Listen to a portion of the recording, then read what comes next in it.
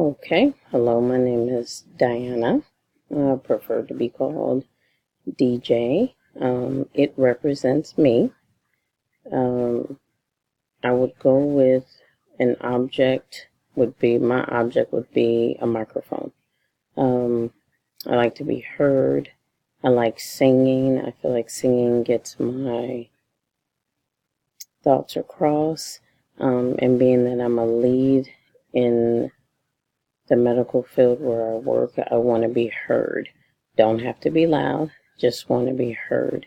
So I would go with that object. That was a tough question for me to answer, but I believe that the microphone is what represents me. I'm shy at times, but once I get to know you, my microphone probably gets loud. But I think at this point, this is all I have. I hope that was sufficient. Thank you.